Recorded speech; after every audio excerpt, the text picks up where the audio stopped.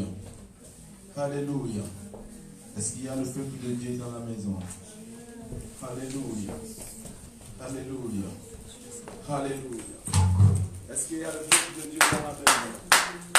Alléluia. Alléluia. Alléluia. Alléluia. Alléluia.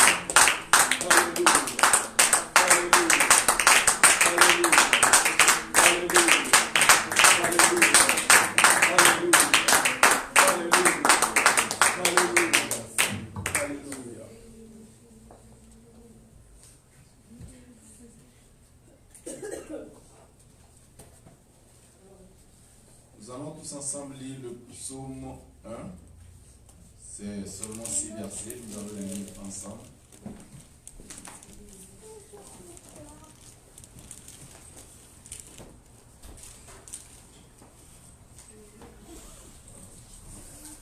Alléluia. Psaume 1.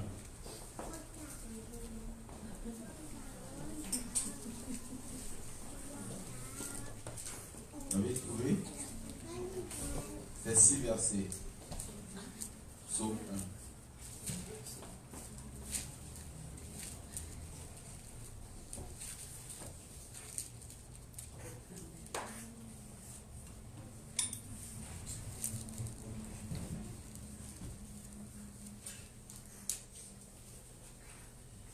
Vous avez?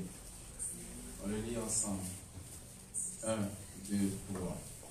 Heureux l'homme qui ne marche pas selon le conseil des méchants, qui ne s'arrête pas sur les voies des pécheurs, et qui ne s'assied pas en compagnie des moqueurs, mais qui trouve son plaisir dans la loi de l'Éternel, et qui la médite jour et nuit. Il est comme un arbre planté au courant d'eau, qui donne son fruit en sa saison, et dont le feuillage ne flétrit point. Tout ce qu'il fait lui réussit. Il n'en est pas ainsi des méchants. Ils sont comme la paille que le vent dissipe. C'est pourquoi les méchants ne résistent pas au jour du jugement, ni les pécheurs dans l'assemblée des justes, car l'Éternel connaît la voie des justes, et la voie des pécheurs mène à la ruine. Alléluia. La Bible nous dit, heureux l'homme qui ne marche pas selon les conseils des méchants. Tu es heureux, toi qui ne marches pas selon les conseils du méchant. Toi qui médites la parole de Dieu nuit et jour. La Bible dit que tu es comme un arbre planté près des eaux courantes, d'un courant d'eau. Toi qui médites la parole de Dieu. Cela veut dire tout simplement que, au fur et à mesure que tu lis la parole de Dieu, tu renouvelles ta vie. Ta vie se renouvelle chaque jour. Chaque jour, tu portes des fruits. Tu es comme l'arbre là qui est au bord d'une rivière. Ça veut dire que tes racines s'enfoncent encore de plus quand tu médites tous les jours la parole de Dieu. Alors nous allons l'adorer ce soir et nous allons écouter aussi sa parole. Merci.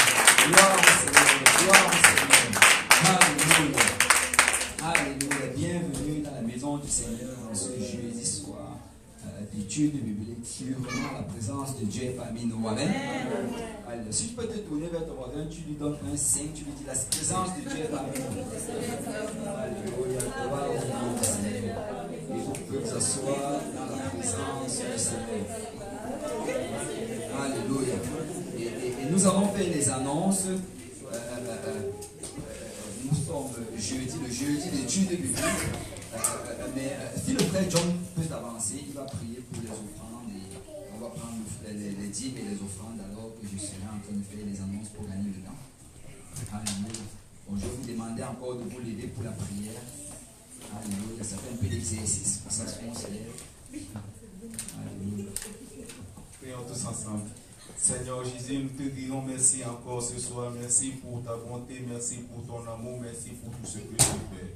Oui, Papa, alors que nous venons vers toi ce soir, Seigneur Jésus, nous t'apportons nos dîmes et offrandes, Seigneur Jésus. Et nous demandons au Père, toi qui bénis, que tu ouvres les écluses des cieux, Seigneur Jésus. Que tu fasses pleuvoir, Seigneur Jésus, toute ta bénédiction sur nous ici, Seigneur Jésus. Oui, Seigneur, afin que, Seigneur, tout ce que nous donnerons nous donnerons, Seigneur Jésus, que cela aide pour l'avancement de ton ministère. Ici, à Montréal, dans tout le Québec et dans le monde entier. Dans le nom du Seigneur Jésus-Christ que nous avons prié et reçu. C'est au nom du Seigneur Jésus de Nazareth que nous avons prié et reçu. Amen. Amen. Vous pouvez vous asseoir dans la présence du Seigneur. Nous servons un Dieu merveilleux. Amen. Alléluia. J'ai l'impression que je n'ai que deux témoins dans la salle. Nous servons un Dieu merveilleux. Amen. Alléluia. Pourquoi est-ce que Dieu a été bon cette semaine? Alléluia. Alléluia. Notre Dieu est bon. Et tu sais, c'est à toi de décider ce que tu vas regarder. Tu peux soit regarder la bonté de Dieu, ou alors les dégâts que le diable est en train de faire. Moi, j'ai décidé de regarder la bonté de Dieu. Amen. Parce que tu peux voir sa bonté dans toutes choses. Gloire au nom du Seigneur. Nous allons faire les annonces pour cette semaine. Nous voulons d'abord remercier tous ceux qui ont participé dans nos 3 jours de jeûne et de prière que nous faisons en début de mois.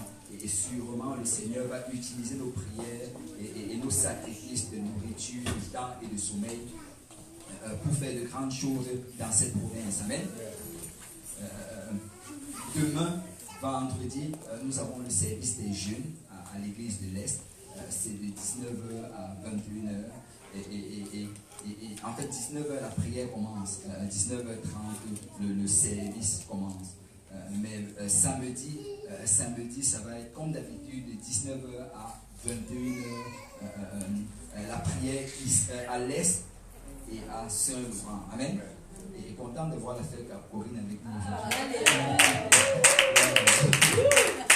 aujourd'hui.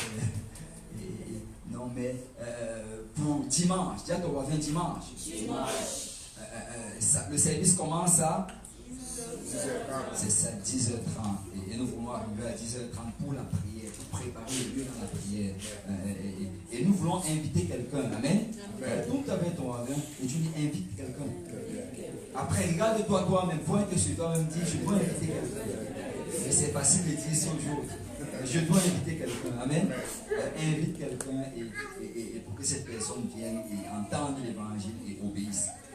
Alléluia. Donc le service commence à 10h30 avec la prière, 11h, l'adoration commence.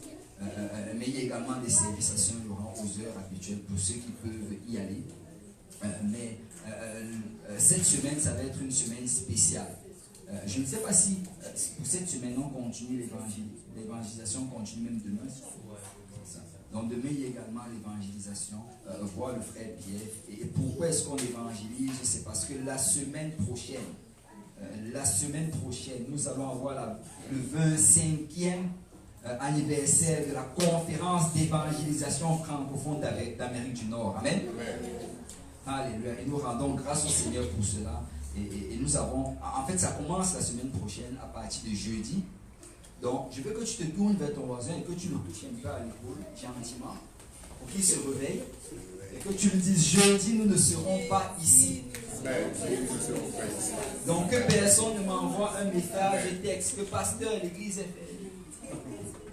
Jeudi, nous ne serons pas ici. Amen. Jeudi, nous serons à Saint-Laurent parce que nous aurons des prédicateurs invités. En fait, nous aurons le révérend Scott Graham, le révérend Art Wilson, le pasteur Dieudonné Kaosi, le pasteur Brock Chevis. En fait, ils vont venir et ils vont nous apporter la parole de Dieu à nos différents services. En fait, ça commence jeudi soir à 19h avec la prière, jeudi 11 avril. Et vendredi également, le service du soir, 19h commence la prière. Samedi, il y a la session du matin à partir de 9h30. Et après cela, il y a un banquet. Et je crois que le banquet cette année-ci, ça va être encore au restaurant.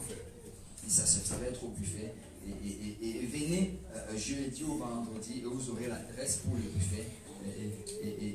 Et donc, samedi, après la session du matin, ça va être le buffet. Et le soir, il y aura un autre service. Et le dimanche, les prédicateurs vont prêcher dans plusieurs de nos églises filles. Donc, ça va être chaud et ça va être bon. Et les gens ont été en évangélisation toute cette semaine. Il y a eu un groupe qui sortait chaque jour pour aller évangéliser. Si on peut vraiment garder ça en prière pour que le Seigneur sauve le Québec. Amen. Amen. Donc, invitez également quelqu'un pour la conférence francophone. Amen. Vous savez, nous avons établi comme objectif 25 âmes, 25 baptêmes au nom de Jésus, 25 baptêmes du Saint-Esprit. Et pour que ça arrive, il faut qu'au moins 25 personnes soient invitées. Amen. C'est simple. Si on a moins de 25 invités, on ne va pas atteindre cet objectif. Mathématiquement, c'est impossible. Amen. Donc, ça prend au moins 25 invités. Amen. Amen. Invitons quelqu'un. Si ça prend de lui payer le restaurant, payons-lui le restaurant, mais invitons quelqu'un. Amen. Gloire au nom du Seigneur. Donc, pour la semaine prochaine, nous n'aurons pas service ici. On va tous se réunir à Saint-Laurent le jeudi. Mais le mardi, ça va être l'évangélisation. L'évangélisation, comme d'habitude, avec le frère Pierre. Et c'est cela.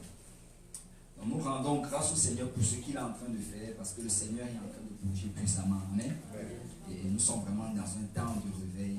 Et nous devons être prêts, parce que Dieu va nous utiliser. Amen. Gloire au nom du Seigneur. Nous allons aller maintenant dans la parole de Dieu. Et aujourd'hui, on va prendre une pause de notre enseignement sur les pierres de fondation, parce que je ressens que nous devons plutôt prendre une direction, juste toucher quelque chose. On va continuer avec les pierres de fondation dans 2 semaines. Amen. Parce que la semaine prochaine, on est ici, dans les 2 semaines. Mais aujourd'hui, on va toucher un sujet vraiment très important.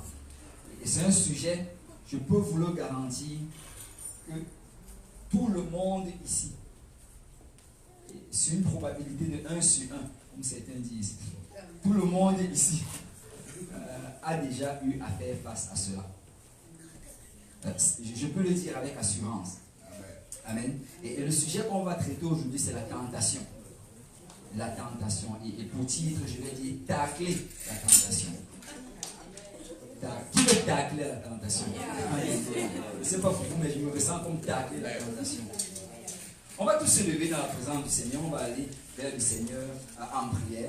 On va d'abord lire le verset qui pourrait être comme un verset d'introduction. C'est dans Jacques, chapitre 1, verset 2 à 3. Jacques, chapitre 1, verset 2 à 3. La Bible dit, si on peut le lire tous ensemble, si on peut retrouver cela, je sais que la technologie nous a lâchés aujourd'hui, c'est pourquoi c'est important d'avoir sa Bible. Amen.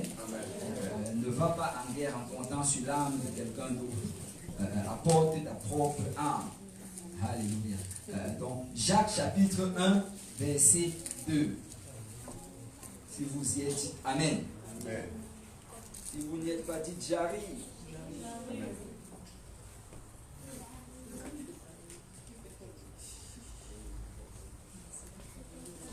Et on a des cadres d'évangélisation ici. Donc, si après le service, vous pouvez en prendre, on les a mis par groupe de 3. Comme ça, vous pourrez inviter 3 personnes pour la conférence. Et après les avoir invités, priez pour eux afin qu'ils viennent. Amen. Et appelez-les. Ne donnez pas juste la carte, mais appelez-les par la suite. Gloire au nom du Seigneur. Jacques chapitre 1, verset 2. Si on peut lire tous ensemble, on va lire le verset 2 et le verset 3. Mes frères, regardez comme un sujet de joie complète les diverses épreuves auxquelles vous pouvez être exposés, sachant que l'épreuve de votre foi produit la patience. Alléluia. Gloire au nom du Seigneur. Et quand tu regardes ce que le pasteur Jacques est en train de dire ici, je me dis, ta chair en fait est secouée par cela parce que ça ne fait pas de sens. Il te dit de regarder comme un sujet de joie. Et pas juste de la joie, mais une joie complète. Quand tu fais face à l'épreuve. En fait, il dit que quand tu ne réussis pas à payer ton loyer, tu dois être joyeux. Quand ta voiture tombe en panne et que le garagiste te dit que ça coûte $600, tu dois être joyeux. Quand tu vas à l'hôpital et tu dois rester là-bas pendant des jours, tu dois être joyeux. Quand les membres de ta famille te persécutent, tu dois commencer à te réjouir. En fait, c'est ça que Jacques est en train de dire. Et nous avons parlé la tentation. Amen. Allez, on va prier, Seigneur. Merci, Seigneur, pour ton amour et pour ta grâce. Merci d'avoir permis qu'on se réunisse ce soir. Merci pour ton peuple qui s'est réuni ici. Nous savons que ce n'est pas à ta grâce que nous sommes ici. Père, nous venons, Seigneur, alors que nous t'avons loué, alors que nous t'avons adoré, Papa. Nous venons avec un cœur réceptif, Papa, parce que nous voulons entendre de ta part. Parle-nous, Seigneur, sur ce sujet, Seigneur, auquel nous faisons tous face. Seigneur, guide-nous, Seigneur, donne-nous la direction, Papa. Enseigne-nous, Papa, afin que nous puissions savoir comment tacler la tentation et vivre, Seigneur, en résistant, Seigneur, à tout ce que le diable peut nous proposer, Papa.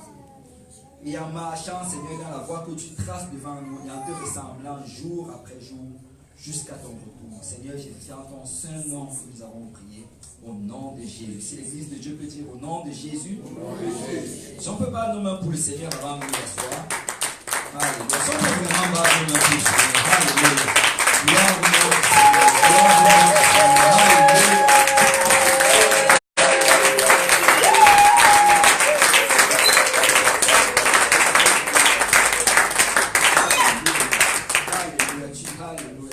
Dieu merveilleux. Vous pouvez vous asseoir dans la présence du Seigneur.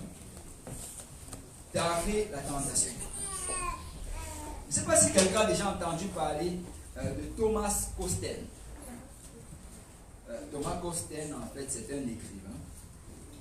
Il a écrit un livre qu'il a appelé Les Trois Édouards. En fait, en anglais, c'est The Three Edwards. En français, je traduis Les Trois Édouards. Et là, il décrit la vie de Rénald III. Et Rénald III, en fait, c'est un duc du XIVe siècle en Belgique. Et ce duc était très gros. Il était vraiment gros. Il était tellement gros qu'on l'avait surnommé du nom de Crassus. Crassus, c'est le latin. Je ne sais pas si c'est quelqu'un qui parle le latin ici. Mais Crassus, ça veut dire la graisse.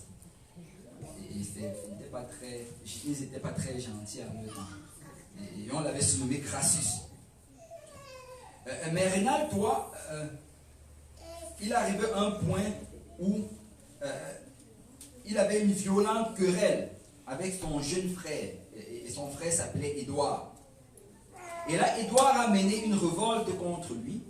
Et après avoir mené la révolte, il a pu vaincre Rénald dans une bataille.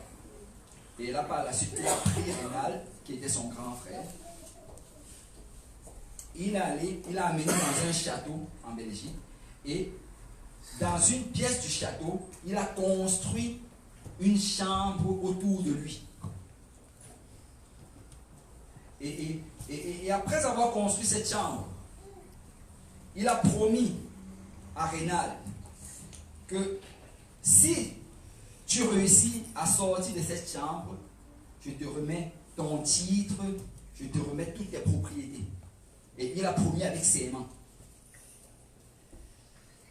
Cela aurait été facile pour n'importe qui, parce que réellement cette chambre n'était pas fermée. Il avait laissé plusieurs ouvertures, il avait laissé plusieurs fenêtres, il avait laissé également une porte qui avait une taille assez normale, donc on pouvait normalement sortir. Mais le problème en fait c'était que Rénald il était très gros.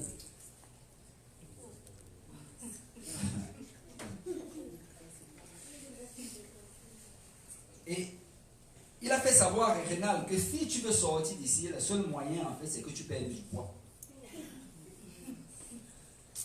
Mais connaissant son frère, qu'est-ce qu'il faisait? C'est que chaque jour, il envoyait des gens avec des mets et des plats succulents. Et on venait lui servir chaque jour de gigantesques plats avec les meilleures productions du pays. Du rôti, du bœuf, du porc, et des gâteaux. On lui servait beaucoup de nourriture. Édouard connaissait très bien son frère. Il savait que s'il lui envoyait toujours cela, Rénald ne pouvait pas résister à cela. Et Rénald, il n'a pas arrêté juste de prendre du poids et de prendre du poids. Et finalement, il est resté dans cette prison cette prison à porte ouverte pendant environ 10 ans. 10 ans. Et ce n'est que 10 ans après, quand son frère Édouard est mort dans une bataille, que là on est venu le libérer de la prison. Mais quand il est sorti de la prison, finalement, son état était déjà tellement dégradé. Parce que, écoute, si tu manges beaucoup de mauvaise nourriture, tu ne fais pas d'exercice, ton état de santé va se dégrader. Amen.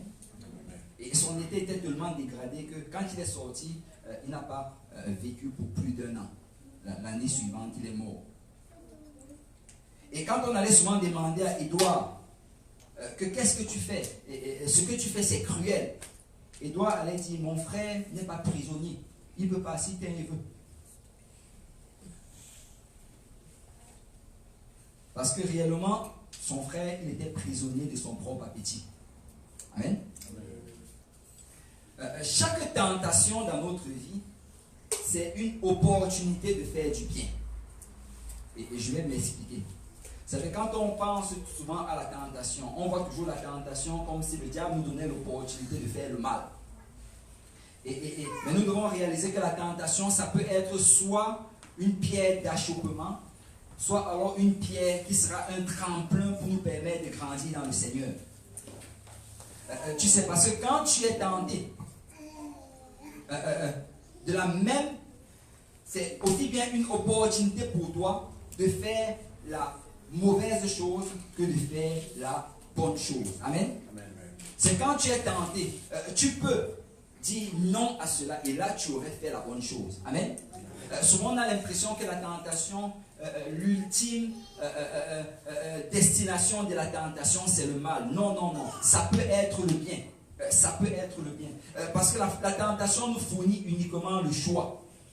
Que tout le monde dise le choix. C'est la tentation, ça peut aussi bien être l'âme de Satan pour nous détruire, ou bien l'outil de Dieu pour nous développer. Vous savez, chaque fois que nous choisissons de faire le bien, quand nous sommes tentés, au lieu de faire le mal, ça fait à ce que nous ressemblons davantage et davantage à Christ. Vous savez, la tentation, en fait, souvent on pense que la tentation, c'est juste une mauvaise chose. La tentation, ça vient du diable. Dieu tente, le diable tente. On sait que Dieu ne tente pas. Amen. Mais Dieu utilise la tentation comme un test dans notre vie. Si nous cédons à la tentation, ben, qu'est-ce que nous avons fait? C'est que nous avons manqué le test que Dieu était en train d'établir. Et on doit toujours comprendre cela, qu'on a l'opportunité de faire le mal, mais on a également l'opportunité de faire le bien. Je ne sais pas si c'est déjà arrivé à quelqu'un ici, que tu étais tenté par quelque chose et tu as résisté et après tu te sens bien. Amen. Tu te sens bien. Alléluia. Waouh. Parce que ça te permet de grandir dans le Seigneur. Amen. Ça te permet de ressembler à Christ. C'est quoi ressembler à Christ? Si quelqu'un peut me dire Galates chapitre 5 verset 22. Si on peut m'aider avec la lecture rapidement, si on ne veut pas qu'on sorte d'ici à 22 heures, vous devez être rapide. Galates chapitre 5 verset 22. Mais le fruit de l'esprit, c'est l'amour, la joie, la patience, la bonté, la bénignité, la fidélité, la douceur, la tempérance. Amen. On dit, mais le fruit de l'esprit, c'est l'amour, la joie, la paix, la patience, la bonté, la bénignité, la fidélité, la douceur, la tempérance. Et on étudie sur le fruit de l'esprit. Et je crois que chacun d'entre nous, on est prêt, on est capable de réciter ce verset sans le lire. Amen. Amen. Donc je peux pointer sur quelqu'un, je dis, lève-toi, parce que j'ai vu beaucoup d'amen. Alléluia.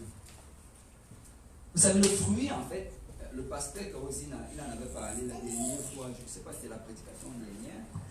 Non, il y a cela 2 semaines. Qu'en Afrique, il y a des sorciers qui sont capables de planter la semence du bananier, d'arroser, ça pousse devant toi, et après les bananes sortent dessus, mûrissent, tu le prends et tu le manges. Est-ce qu'il y a des gens qui ont déjà entendu? Moi, je n'ai jamais vu, mais j'ai déjà entendu cela en Afrique. Est-ce qu'il y a quelqu'un qui l'a déjà vu ici? La radio, quand il était sorcier. Mais il n'y a que dans la sorcellerie que le fruit mûrit en un instant. Parce que dans le Seigneur, le fruit, ça prend du temps pour mûrir. Amen. Le fruit de l'esprit va toujours mûrir lentement. Et qu'est-ce qui se passe en fait? C'est que Dieu développe le fruit de l'esprit dans nos vies. Et comment est-ce qu'il le développe? Je ne sais pas si quelqu'un a déjà fait la prière. Peut-être vous l'avez déjà fait, mais moi je l'avais déjà fait. Où j'ai demandé, Seigneur, plus de patience dans ma vie. Amen. Seigneur, plus de patience. Mais vous savez, Dieu ne va pas juste t'impartir la patience. Il ne va pas faire tomber une bénédiction de patience dans ta vie. Et que hier, tu n'étais pas patient et aujourd'hui, tu arrives, tu es l'homme le plus patient sur la face de la terre. C'est pas comme ça que ça marche. En fait, quand tu demandes ce genre de choses à Dieu, Dieu, en fait, va mettre une épreuve dans ta vie pour te permettre de développer la patience. En fait, Dieu travaille le fruit de l'esprit dans notre vie. Et alors que le travail, ça mûrit jour après jour après jour. En fait, Dieu développe le fruit de l'esprit dans nos vies en nous permettant de rencontrer des situations dans lesquelles nous sommes tentés d'exprimer la qualité opposée. Je ne sais pas si quelqu'un a saisi ce que je viens de dire. C'est que pour que ce fruit mûrisse dans ta vie, Dieu va permettre que tu te trouves dans une situation où tu es tenté d'exprimer l'opposé de cela. Et je vais donner l'exemple. On va prendre certains aspects du fruit. L'amour, par exemple. Pour que Dieu bâtisse l'amour dans ton cœur, qu'est-ce qu'il va faire? C'est qu'il va te faire rencontrer quelqu'un. Peut-être ça va être ton époux ou ton épouse. Les mariés commencent à sourire. Et cette personne-là va faire certaines choses que tu ne vas pas aimer. Et souvent on se dit, Seigneur, est-ce que j'ai choisi la bonne personne? Oui, tu as choisi la bonne personne. Le Seigneur travaille l'amour dans ta vie. Amen. Le Seigneur travaille l'amour. Parce que Dieu veut bâtir l'amour dans ta vie. Alors cette personne va faire certaines choses que tu n'aimes pas. Mais tu sais, alors, alléluia. Wow, il faut faire attention les amis. Quelqu'un qui s'est dormi dans le second canapé. Souvent, c'est juste, il faut souvent bloquer la bouche. Alléluia. Souvent, la personne va faire des choses que tu n'aimes pas, mais qu'est-ce qui va se produire? C'est que alors que tu n'aimes pas cela, alors que ton corps et ton âme ne prend pas plaisir à cela, mais qu'est-ce que tu vas faire? Tu vas commencer à supporter ces choses. Parce que l'amour, en fait, réellement, c'est quand tu supportes quelqu'un. Amen. L'amour, c'est décrit dans 1 Corinthiens, chapitre 13. Et ça nous parle vraiment de supporter. Ça nous parle vraiment de ne pas soupçonner le mal. Et tu sais, souvent, quand tu te questionnes par rapport à l'amour de ton épouse pour toi, ou bien ton amour par rapport à ton épouse, va lire 1 Corinthiens, chapitre 13. Parce que c'est ça la vraie définition de l'amour. L'amour, ce n'est pas les sentiments que tu ressens. Et cet amour-là, cet agapé, Dieu le développe vraiment en mettant des choses, en permettant que cette personne-là fasse des choses que tu n'aimes pas. Amen. On ne peut pas prétendre qu'on est bon si on n'a jamais été tenté d'être mauvais. Amen. Tu peux dire que tu es bon toute la journée. Mais si quelqu'un vient te tenter et te fait quelque chose de mauvais, c'est là qu'on va vraiment réaliser si tu as la bonté en toi. Amen. On ne peut pas prétendre non plus d'être fidèle si on n'a jamais eu l'occasion d'être infidèle. Amen. Et Dieu développe ces choses en permettant que nous soyons tentés par l'opposé. Tu sais, la patience. Comment est-ce que Dieu développe la patience en toi? C'est en mettant quelqu'un dans ta vie qui va te pousser à perdre patience. Parce que si tu n'es jamais tenté à perdre patience, tu n'auras jamais la patience. Amen. Et réellement, c'est par cela que Dieu agit. Mais regardez ceci. Chaque fois qu'on triomphe à la tentation, c'est là qu'on devient plus comme le Seigneur. Amen. C'est réellement chaque fois que tu triomphes. Vous savez, le Seigneur permet réellement la tentation dans nos vies pour nous bâtir. Je ne sais pas si quelqu'un avait déjà prié que Seigneur, je ne veux plus être tenté. Ou bien quelqu'un a déjà désiré ça au plus profond de lui. Si je pouvais juste vivre une vie sans tentation. Mais tu sais quoi, si ça arrivait, c'est que tu ne vas plus grandir. La tentation réellement, c'est la force opposée qui nous permet de grandir. Souvent, je prends cet exemple. Est-ce qu'il y a des gens ici qui ont déjà soulevé des haltères? Qui ont soulevé des haltères? Tout le monde est tous Mais quand tu soulèves des haltères, tu sais, Si ton haltère pèse comme mon téléphone, il n'y a aucun muscle qui est bâti. Et tu vas avoir les bras comme les miens. Mais si par contre tu prends une charge de 60 livres, là tu vas voir les bras comme le frère François. Parce que réellement c'est cette opposition-là, cette force opposée qui nous permet de bâtir des muscles. C'est la même chose dans le spirituel. Quand nous faisons face à la tentation, c'est par là que le Seigneur bâtit nos muscles spirituels et nous permet de grandir. Sans tentation, là où il n'y a aucune tentation, il n'y a pas de croissance. Donc Dieu ne va pas enlever la tentation de ta vie. Amen. Et on doit vraiment comprendre cela, que c'est quand on résiste, chaque fois qu'on est tenté et qu'on résiste à cela, on se rapproche du Seigneur. Et vous savez, c'est utile de savoir que Satan est prévisible. Si quelqu'un peut lire 2 Corinthiens chapitre 2 verset 11. Dans 2 Corinthiens chapitre 2 verset 11. Quand tu... Oui, vas-y.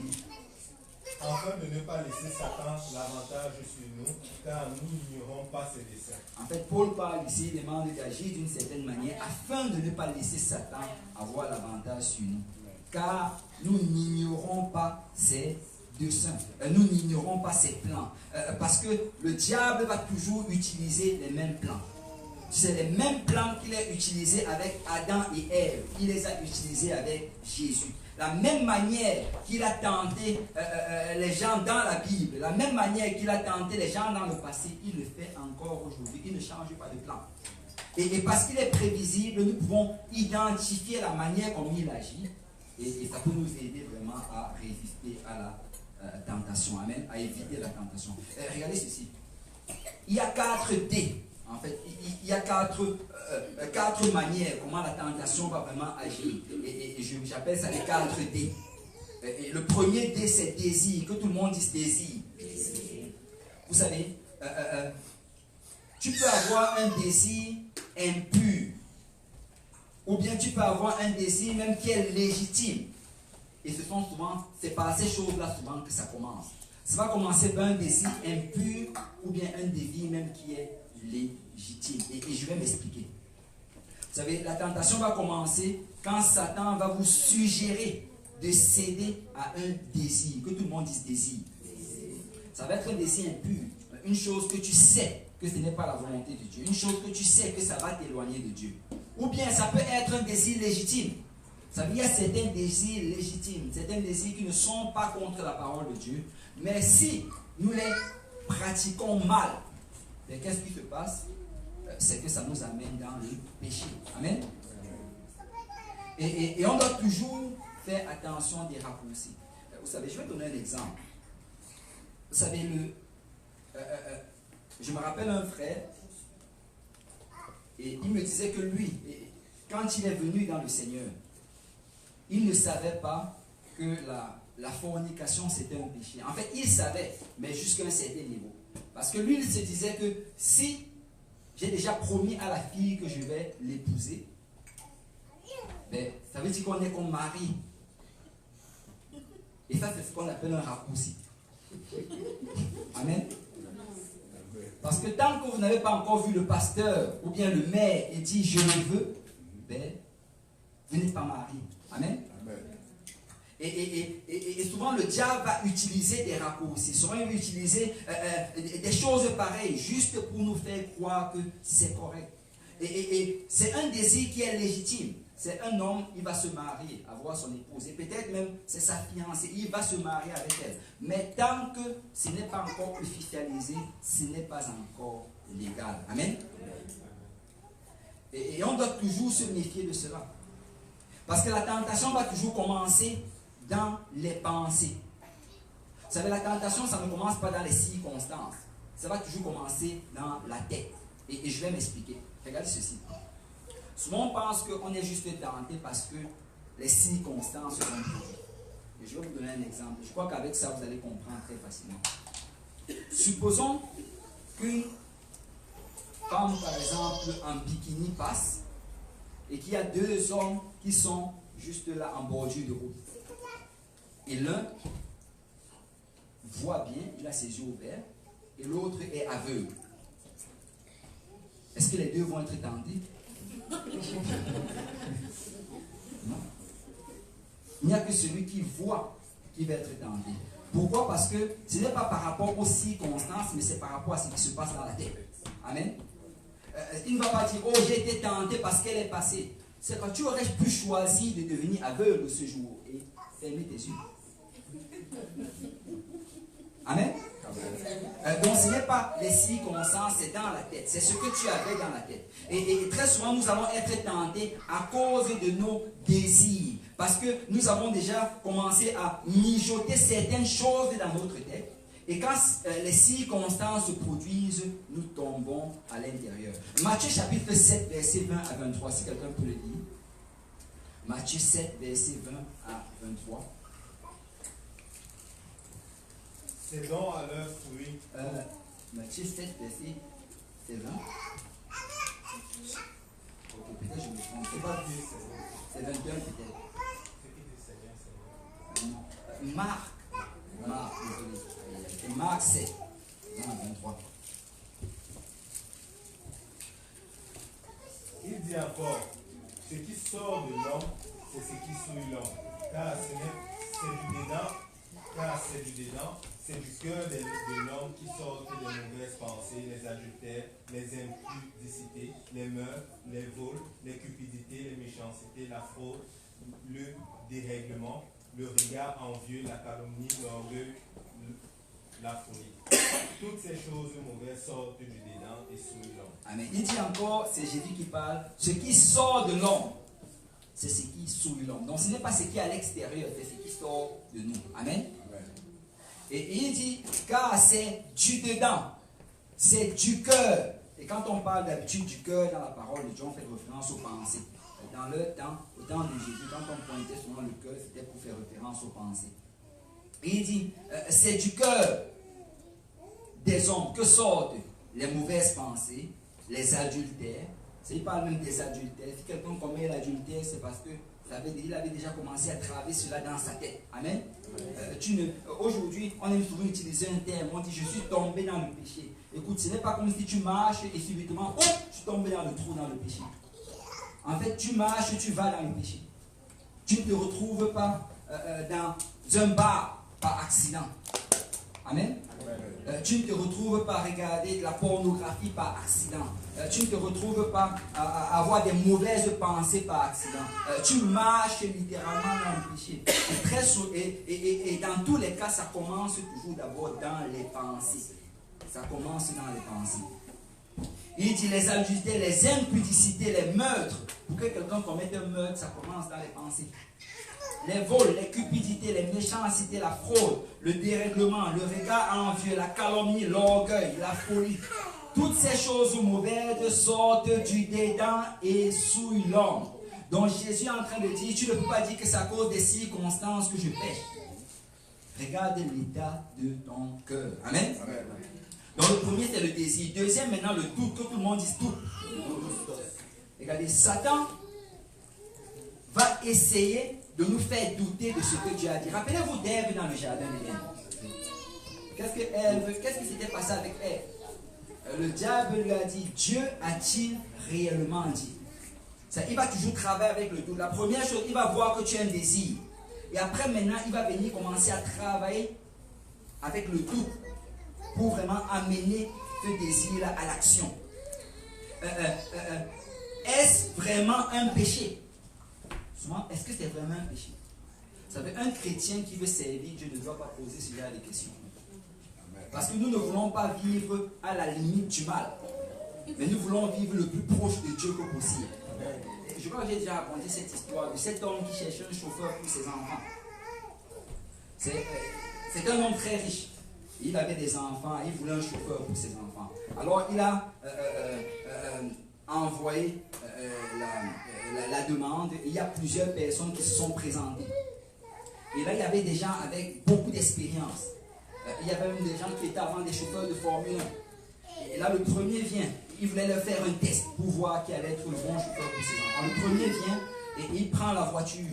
Et il accélère parce qu'il y avait un ravin à environ 2 km. Il accélère vers le ravin. Et proche du ravin, il tourne Après, il revient.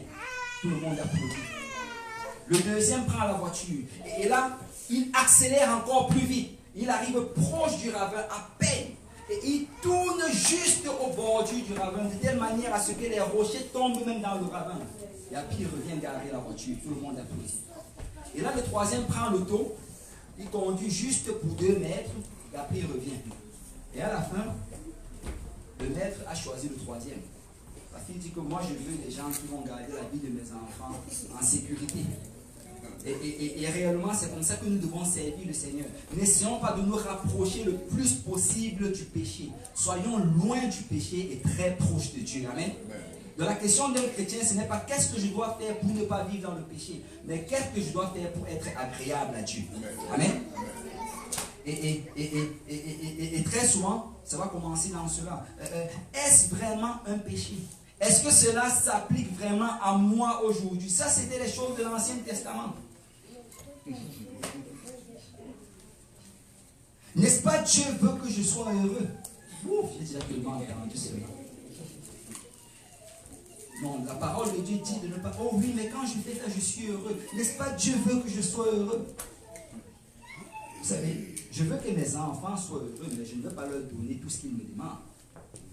C'est si mon enfant me demande un couteau, elle peut pleurer de toutes ses larmes, je ne veux pas le lui donner.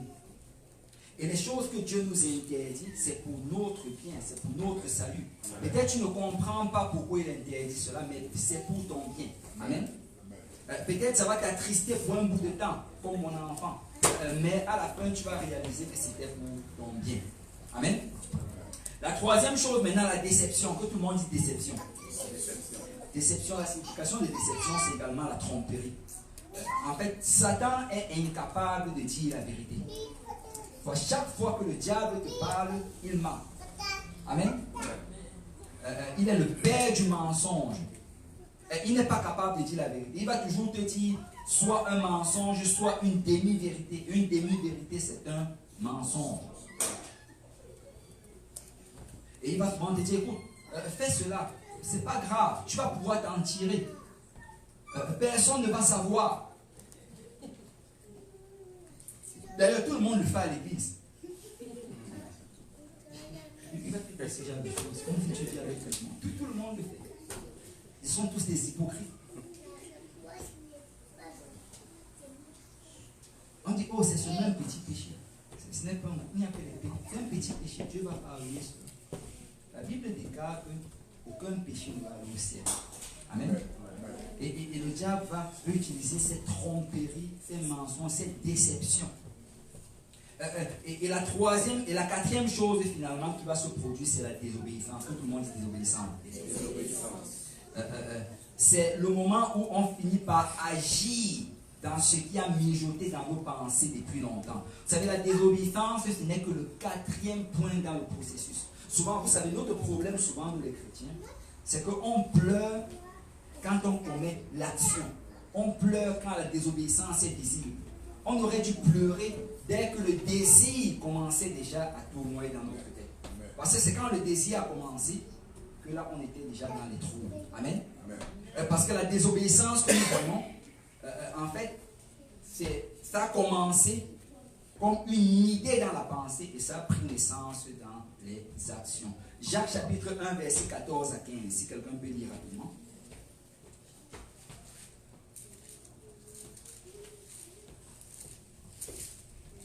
Mais chacun est tenté quand il est attiré et amorcé par sa propre convoitise. Amen. On dit, mais chacun est tenté quand il est attiré et amorcé par sa propre convoitise. Donc quand tu es tenté, c'est pourquoi? C'est parce qu'il y avait déjà la convoitise en toi. Vous savez, tu ne vas pas être tenté par quelque chose que tu n'aimes pas. Amen. Écoute, si tu... Je vais prendre un exemple pour un jeune homme. Si tu n'aimes pas une fille, tu ne vas pas être tenté par la fille. Amen. Amen.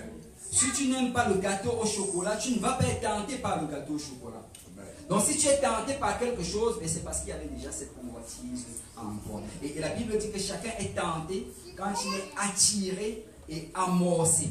Attiré, ça veut dire que tu es vraiment amené vers cela. Et amorcé, ça veut dire débuter. Que tout a débuté dans ta convoitise. Ce n'est pas à l'extérieur, c'est dans la convoitise. Et verset 15. Puis la convoitise, lorsqu'elle est conçue, enfante le péché, et le péché étant consommé produit la mort. C'est ça, on dit la convoitise, lorsqu'elle a conçu, ça veut dire que tu vas la mijoter en toi, tu vas la garder dans ton cœur, jusqu'à ce qu'elle va concevoir. C'est comme une femme qui garde un enfant pendant 9 mois dans son ventre, jusqu'à la conception. C'est dangereux quand tu gardes les mauvais désirs dans ton cœur. C'est dangereux quand tu médites sur les mauvaises choses, parce qu'un jour tu vas donner naissance à cela. Et on dit que après cela, c'est là que ça produit la mort. Amen. Alors, maintenant qu'on sait le processus de la tentation, maintenant la question c'est comment tacler la tentation. Comment éviter cela. Comment avoir la victoire sur la tentation. Et là, je vais aborder 7 points. Il y a 7 points qui vont nous permettre de tacler la tentation. Et ces 7 points-là, en fait, ce sont les 7 R. Ça commence tout par R. Bon, le premier, c'est refuser d'être intimidé. Vous savez, nous n'allons jamais arriver à un endroit, comme j'ai dit tantôt, où la tentation n'aura pas d'effet sur nous. Tu ne vas jamais arriver à un point où tu vas dire, Seigneur, je ne veux plus être tenté. Et tu n'es plus tenté. Le seul moyen pour que tu ne sois plus tenté, c'est que tu meurs. Tant que tu es vivant, tu vas être tenté. Mais la chose, c'est qu'il faut que tu commences à regarder la tentation plutôt comme un compliment. Et je vais m'expliquer. Nous savons que c'est le diable qui est le tentateur. Amen. C'est lui qui tente. On doit comprendre que si nous sommes tentés, c'est parce que le diable sait que nous ne sommes plus de son côté et qu'il nous déteste. Il veut nous faire tomber. Et c'est normal que d'être tenté. Amen. Vous savez, nous sommes dans un monde pécheur et c'est rempli d'iniquité. Et c'est normal. La tentation va être là. Et la tentation, ce n'est pas un signe de faiblesse. Souvent, quand on se sent tenté, on a l'impression qu'on est faible. Ce n'est pas un signe de faiblesse. Jésus lui-même a été tenté. Amen. Et la tentation, ce n'est pas un péché, en passant. Jésus a été tenté. La Bible nous dit que Jésus a été tenté 3 fois. Amen. Ce n'est pas être tenté qui est un péché, mais c'est consommer la tentation qui devient un péché. 1 Corinthiens chapitre 10, verset 13. Et on doit vraiment refuser d'être intimidé. Je ne veux pas laisser la tentation me faire croire que je suis déjà dans le péché. Je ne veux pas laisser la tentation me faire croire que je suis déjà tombé. Parce que ce n'est que la tentation et le Seigneur va m'aider. 1 Corinthiens 10, 13. Aucune tentation ne vous est survenue qui n'a été humaine, et Dieu, qui est fidèle, ne permettra pas que vous soyez tentés au-delà de vos forces. Mais avec la tentation, il préparera aussi le moyen d'en sortir, afin que vous puissiez la supporter. Regarde, on dit aucune tentation ne vous est survenue qui n'ait été humaine. Qu'est-ce que la Bible est en train de dire ici? C'est que la tentation que tu vas faire face, un autre homme a déjà fait face à tes tentations. Tu sais, ce que tu traverses comme tentation, ce que tu traverses comme épreuve, quelqu'un d'autre l'a déjà traversé, quelqu'un d'autre est même encore en train de la traverser. Et si tu es sensible spirituellement, tu vas réaliser que très souvent, quand quelqu'un dans l'église est tenté par quelque chose ou bien traverse une épreuve, d'autres personnes à l'église traversent aussi la même épreuve. Et souvent, c'est tout simplement parce que c'est le même démon. C'est qu'il y a un démon qui vient, il essaie de s'attaquer à toutes les brebis en même temps. Et tu dois comprendre que tu n'es pas seul dans ton combat. Amen. Cette tentation est humaine. Ce n'est pas quelque chose de surnaturel. C'est quelque chose qui arrive à tous les hommes. Amen. Et toutes les femmes. Mais regarde, si on dit que Dieu est fidèle, que tout le monde dit Dieu est fidèle. Dieu est fidèle. Il ne va pas permettre que nous soyons tentés au-delà de nos forces. C'est la tentation que tu traverses. Dieu sait que tu peux la supporter. Il ne va jamais permettre que tu sois tenté à un niveau que tu ne peux supporter. Il dit, mais avec la tentation, il préparera aussi le moyen d'en sortir, afin que vous puissiez la supporter. On dit que chaque fois que la tentation se présente, tu sais quoi, si tu regardes bien, tu vas voir que Dieu va te donner un moyen de t'en sortir. Il ne va jamais t'abandonner dans ta tentation. Il ne va jamais t'abandonner dans tes épreuves. Vous savez, nous devons vraiment enlever cette idée dans notre tête qui nous fait souvent penser que Dieu nous abandonne dans nos problèmes. Non, non, non, non. Dieu est toujours avec toi. Il a dit, je ne vais jamais t'abandonner, je ne vais jamais te délaisser. Quand tu fais face à l'épreuve, cherche le Seigneur, invoque le Seigneur, parce qu'il est proche de toi. Amen. Il est proche de toi. Et Dieu, en fait, a promis qu'il ne va jamais nous laisser. Il ne va jamais nous laisser quelque chose qui est plus lourd que nous-mêmes. S'il permet que ça nous arrive. Je ne sais pas si c'est déjà arrivé à quelqu'un ici qui faisait face à une tribulation et après il fait demander que peut-être je suis en train de souffrir la souffrance de Job. Tu sais, si Dieu a permis que Job traverse cela, c'est parce que Job pouvait le supporter. Si ce n'est pas encore arrivé dans ta vie, c'est parce que toi, tu ne peux pas le supporter. Ce n'est pas l'épreuve de Job. Amen. Dieu va te donner au niveau que tu peux supporter. Amen. Et alors que tu grandis dans le Seigneur, tu vas réaliser qu'il y a des tentations qui sont un peu plus grandes, des épreuves qui sont plus grandes. Mais réalise que c'est parce que tu as grandi. Tes muscles sont devenus plus costauds. Là maintenant, tu peux supporter une charge plus lourde. Ne pense jamais que c'est au-delà de tes forces. Amen. Refuse d'être intimidé. La deuxième des choses, c'est reconnaître le modèle de la tentation. Il y a un modus operandi. Je crois que c'est ça qu'on dit. Un mode opératoire que la tentation va venir dans la vie de chacun d'entre nous. Vous savez, chaque être humain est unique et chacun de nous a des zones uniques de faiblesse. Vous savez, les choses dans lesquelles je suis faible, ce n'est pas la même chose que le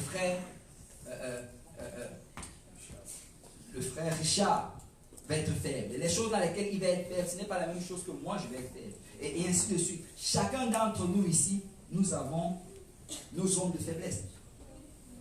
Et il y a certaines situations même qui nous rendent plus vulnérables à la tentation que d'autres.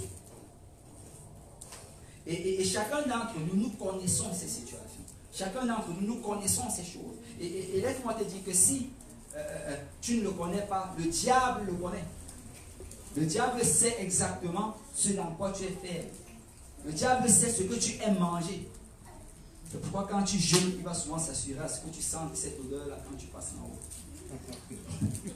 Le diable, il connaît le genre de choses que tu aimes, les choses qui te divertissent. Il te connaît très bien. C'est depuis que tu es né. La Bible nous dit qu'il y a des anges qui campent sur nous depuis notre naissance. Mais laisse-moi te dire qu'il y a aussi au moins un démon. Et il va essayer de te regarder, il va t'observer. Depuis ton enfance, il t'observe. Il sait ce que tu aimes, il sait ce que tu n'aimes pas. Mais nous également, nous devons être capables d'identifier ces choses. Amen. 1 Pierre chapitre 5, verset 8.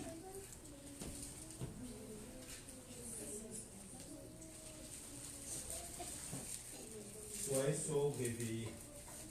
Votre adversaire, le diable, rôde comme un lion rugissant, cherchant qui le dévorera. Mais la Bible dit que notre adversaire, le diable, il rôde comme un lion rugissant. C'est-à-dire, il est en train de se promener, il regarde, il regarde. Et Pierre nous dit que nous, on doit être sobre et on doit veiller. Sobre et veiller, ça veut dire de faire attention. Nous devons avoir les yeux ouverts. Tu sais, tu dois souvent te poser comme question. Et je veux vraiment nous exhorter. Écoute, quand nous sommes tentés, ne prenons pas juste ça à la légère. Ne sors pas de cette épreuve où tu as cédé à la tentation et tu vas juste faire la prière du pécheur. Que pardonne-moi Seigneur, et après tu te lèves, tu continues ta vie. Non, non, non. Prends le temps, pose-toi la question et demande-toi, quand suis-je le plus tenté?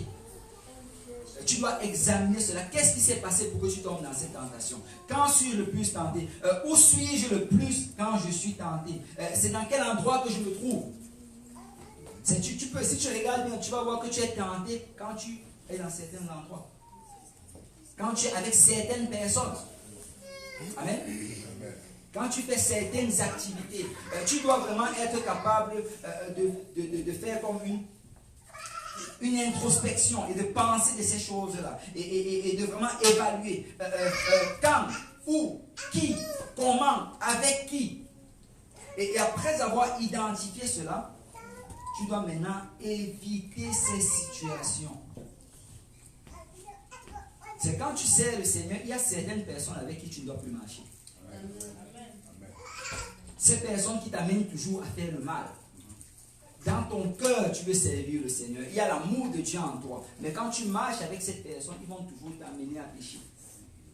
Et tu dois être capable de les identifier. Ce n'est pas que ce sont des démons, mais c'est juste qu'ils sont dirigés par un mauvais esprit. Amen.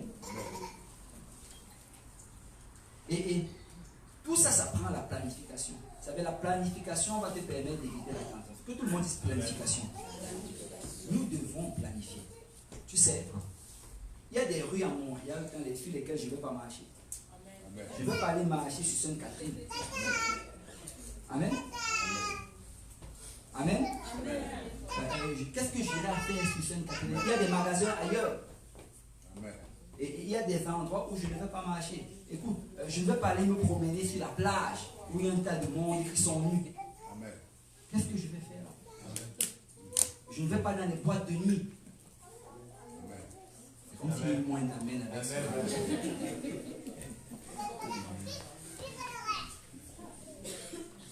Et nous devons vraiment planifier, nous devons regarder, je ne dois pas aller dans quel endroit, je ne dois pas parler ici, je ne dois pas parler avec telle personne. Si c'est quelqu'un qui fait beaucoup de commérages, je dois éviter cette personne le plus possible.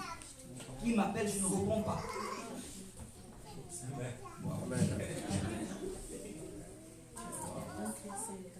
Et ça prend de planifier, parce que si tu ne planifies pas, tu vas encore tomber et tomber et tomber et tomber. Vous savez, je me rappelle quand j'étais un nouveau converti, j'étais encore à l'université de Montréal. Là, j'étais en train d'aller à l'université et j'allais à pied parce que je venais de, je ne sais pas si je venais de chez quelqu'un là-bas à Côte-des-Neiges. Mais là, j'allais à l'université, peut-être l'étude peut-être, c'est ça. Et là, j'allais à l'université. Alors que j'y allais, j'étais en train de marcher un rythme normal. Et là, subitement, une fille est sortie de la voie qui était devant moi. Et là, bon, je continue à marcher.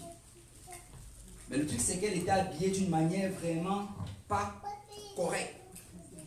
Juste que ce n'était pas scientifique. Et là, j'étais en train de marcher, je faisais tout ce qui était dans mon possible pour ne pas regarder. Regarder la terre. En fait, pour regarder le ciel et glorifier le Seigneur. Mais malgré tous mes efforts, mes yeux n'arrêtaient pas de monter. Finalement, je ne sais pas, je crois que c'est l'Esprit de Dieu qui s'est saisi de moi. J'ai commencé à courir. Après, je l'ai dépassé. Après, j'ai continué à marcher. Parce que tu dois faire ce que ça prend pour être sauvé. Amen. Si tu dois courir, eh bien cours. Si tu dois t'éloigner, eh bien éloigne-toi. Parce que je dois garder mon âme sauvée. Je dois la garder sauvée. Si quelqu'un peut lire Proverbe 16, 17.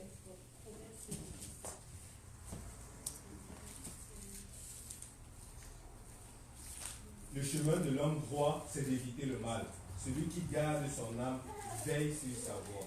C'est ça, le chemin de l'homme droit. Quand tu es un homme droit, ton chemin, c'est d'éviter le mal. Tu dois marcher avec circonspection. Et réellement, ça veut dire que tu dois marcher en regardant où tu mets les pieds. Ce terme-là, ça fait référence à quelqu'un qui marche dans un champ où il y a des excréments d'animaux. Tu dois réaliser qu'il y a des excréments d'animaux. Et quand tu marches, tu regardes où tu mets les pieds. Tu regardes. Et la Bible dit que le chemin de l'homme droit, c'est d'éviter le mal. Un enfant de Dieu doit éviter le mal. Amen. Celui qui garde son âme veille sur sa voie. En d'autres termes, ce qu'il est en train de dire ici, c'est que si tu veux garder ton âme, tu dois veiller sur ta voie. Tu dois faire attention où tu vas. Tu dois faire attention à ce que tu fais. Tu dois faire attention avec qui tu parles. Et je vais dire à quelqu'un que vous devez vous rappeler qu'il est plus facile de rester en dehors de la tentation que d'en sortir une fois que vous êtes dedans.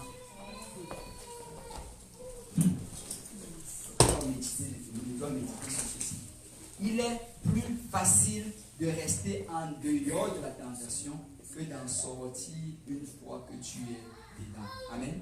Donc le combat réellement, c'est avant. Le combat, c'est quand tu es encore dehors.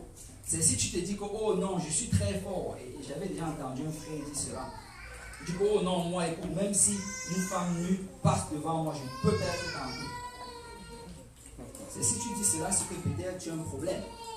Et que peut-être les garçons doivent avoir peur de toi. Parce que tout homme, en fait, va être tenté. Et tu vas être tenté. Donc ta responsabilité, c'est d'éviter les lieux où il y a la tentation.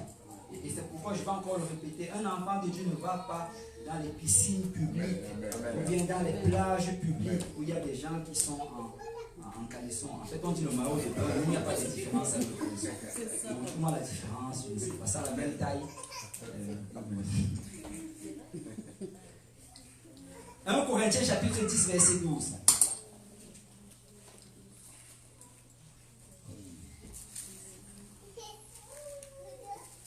Ainsi donc, que celui qui croit être debout prenne garde de tomber. Que celui qui croit être debout prenne garde. Ah, ça c'est, il faut que je rappelle, c'est au frère qui avait dit ça. Que celui qui croit être debout prenne garde. Parce que le diable est après toi. Le diable va chercher à te tenter. Regardez. On va vraiment pouvoir. Il y a en fait quatre F en quelque sorte qui vont. Auxquels il faut se méfier. C'est souvent des circonstances dans lesquelles on se trouve qui sont un peu comme des signes, des alarmes qui veulent nous montrer que bientôt on va être tenté. Et il y a la faim, quand tu as faim, quand tu es fâché, ça c'est le deuxième F, quand tu es flânant, flâner ça veut dire quand tu n'as rien à faire, et quand tu es fatigué. Ces quatre choses-là, souvent c'est une alarme que la tentation est à la porte. Ou bien que tu vas céder à la tentation. La faim, c'est quand tu es. Il y a des gens que quand la plupart des gens, quand ils sont en faim, ils sont très qu'ils ont faim, ils sont très en colère. En fait, on pensait que c'était juste pour les enfants de 3 ans. Oui, des adultes.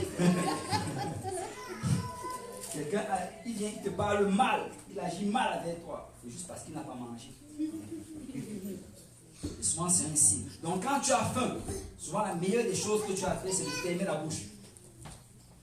Et de ne rien dire aux personnes jusqu'à ce que tu vas manger. Amen. Fâché. C'est souvent quand on est fâché, c'est là qu'on est plus enclin à céder à la tentation. La Bible dit que la colère de l'homme n'accomplit pas la justice de Dieu. Très souvent, c'est quand on est fâché que là, on veut régler ses comptes. Peut-être avec ce frère ou cette soeur, peut-être qui nous énervait depuis longtemps, on ne disait rien. Mais le jour qu'on est fâché, c'est là que tout sort. Ce n'est pas une sainte colère. Les gens vont se dire, oh, c'est une sainte. Non, c'est une sainte colère. Tu dois réaliser que c'est un signe alarmant. Quand tu es fâché, zip là, ne dis rien. Et ça, c'est un conseil pour les couples. C'est quand tu es marié, la meilleure des choses à faire quand tu es fâché, c'est de fermer ta bouche. Prends un zipper, tu la zippes jusqu'à ce que la colère passe. Parce que sinon, tu risques de dire quelque chose que tu vas regretter pour le restant de ta vie. Amen. Flânant, quand tu flânes, quand tu n'as rien à faire, ça c'est un des pires moments. Vous savez, souvent quand on n'a rien à faire, c'est là qu'on fait des choses les plus impures dans notre vie. C'est pourquoi un enfant de Dieu ne doit pas rester oisif. Amen. Tu dois vraiment planifier ta journée. Tu dois planifier le temps pour lire la parole, le temps pour prier. Si tu te lèves juste, tu ne planifies pas, mais qu'est-ce qui va se passer? Tu vas être sur Facebook toute la journée. Tu vas regarder toutes les vidéos qu'il y a sur YouTube. Je vais m'envoyer un message. Est-ce qu'il y en a d'autres? Et on ne doit pas être de ceux-là qui flânent. Amen. Quatrième, fatigué. Quand tu es fatigué, c'est quand on est fatigué, souvent, c'est là qu'on va céder facilement à la tentation. Mais il faut se méfier de ces quatre choses. Amen. Ok, donc la troisième chose maintenant, comment tacler la tentation, c'est on doit retourner notre attention sur quelque chose d'autre. Vous savez, nulle part dans la Bible, on ne dit résister à la tentation. On ne dit pas ça dans la Bible. Amen. On dit plutôt résister au diable. C'est parce que c'est impossible en fait de résister contre une pensée. Tu peux te dire, oh je vais résister contre cela, mais tant qu'elle reste dans ta tête, tu ne pourras pas résister. C'est souvent on va rester Je ne sais pas si peut-être c'est déjà arrivé à quelqu'un, une période peut-être où tu décides de jeûner, un jour que tu décides de jeûner, et là tu restes à la maison, il y a un bon gâteau d'être au frigo, et là tu décides de résister, et finalement tu manges. Parce que tu ne peux pas résister à une pensée. Dès le moment que cette pensée est montée dans ta tête et que ce gâteau se trouve toujours devant toi, ben finalement, ce gâteau va passer de ta tête à ton estomac. C'est pourquoi, dès que ça commence à venir, il faut que tu sortes de la maison. Bien que tu prennes le gâteau, tu l'offres à quelqu'un. Amen. Parce que quand tu commences à essayer de résister, qu'est-ce que ça va faire? Ça va réellement renforcer cette idée. Parce que plus ça va tourner dans ta tête, plus ça va grandir. Vous savez, la bataille contre le péché est gagnée ou perdue dans la pensée. Parce que dès le moment qu'une pensée vient en nous, ben, qu'est-ce qui va se passer? C'est que nous allons finir par agir dans cette pensée. Donc le but vraiment, c'est de faire tout et tout pour nous éloigner de cette pensée. N'essayons pas de résister dans la tête. Amen. Ignorer la tentation est bien plus efficace que la combattre. Et c'est vraiment le principe qu'on appelle le remplacement. Que tout le monde dise remplacement. Le remplacement, c'est vaincre le mal par le bien. Vous savez, nous ne vaincons pas le mal par l'inertie. Tu ne peux pas dire, oh, je ne vais plus vivre dans le péché, et tu restes là, dans la maison de Dieu, tu es juste assis et tu écoutes la parole de Dieu. Pour résister au péché, il faut que tu commences à faire le bien. Pour résister au mal, il faut absolument que tu fasses le bien. Tu dois remplacer le mal que tu faisais dans le monde par le bien dans le Seigneur. Amen. Écoute, si avant, la majorité de ton temps, c'était d'aller dans les clubs, par exemple, ou bien d'aller dans les bars, tu dois remplacer tout ce temps-là en allant peut-être à l'église, à la prédication, à l'évangélisation. En fait, tu dois remplacer ce temps. Si avant tu étais quelqu'un de très actif dans le monde et tu viens dans le Seigneur et tu te dis juste je vais rester chez moi tous les jours, je viens juste le jeudi et le dimanche, mais laisse-moi te dire que tes autres jours vont être occupés à faire les choses du monde. Même si tu ne vas pas les faire physiquement, tu vas les faire sur ton ordinateur. Tu vas connaître la vie de tous tes amis qui sont dans le monde. Qui était avec qui a changé de copain, qui a changé de copine. Ça va devenir un film pour toi. Parce que ça prend réellement de remplacer le mal par le bien. Et c'est pourquoi, tu sais, souvent il y a des gens qui disent, oh oui, je vois il y a des jeunes dans vos églises, c'est comme s'ils sont à l'église tous les jours. C'est parce qu'avant, dans le monde, ils étaient occupés tous les jours. Ils doivent remplacer le mal par le bien. Amen. Amen. Et c'est pourquoi la Bible nous dit à plusieurs reprises de garder notre esprit concentré dans le Seigneur. Amen. Si quelqu'un peut lire Philippiens chapitre 4 verset 8.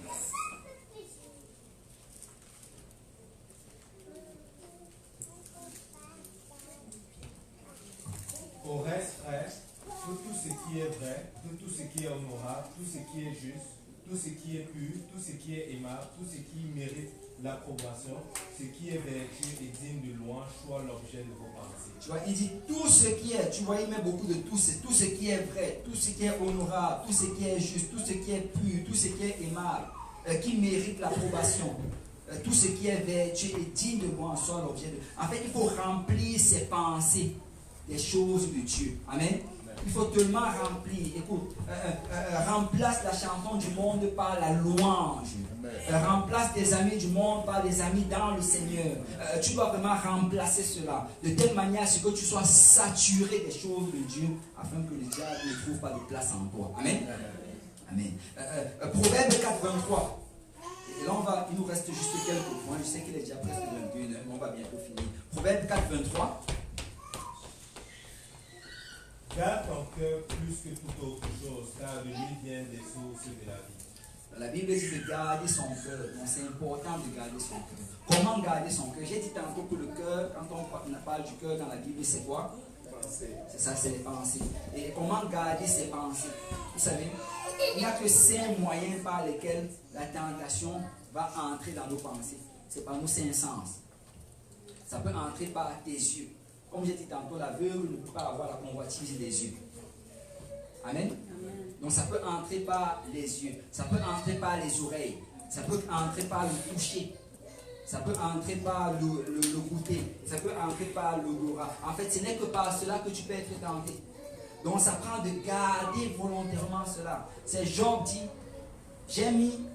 j'ai fait un pacte avec mes yeux afin de ne pas convoiter la vierge ou bien la jeune fille.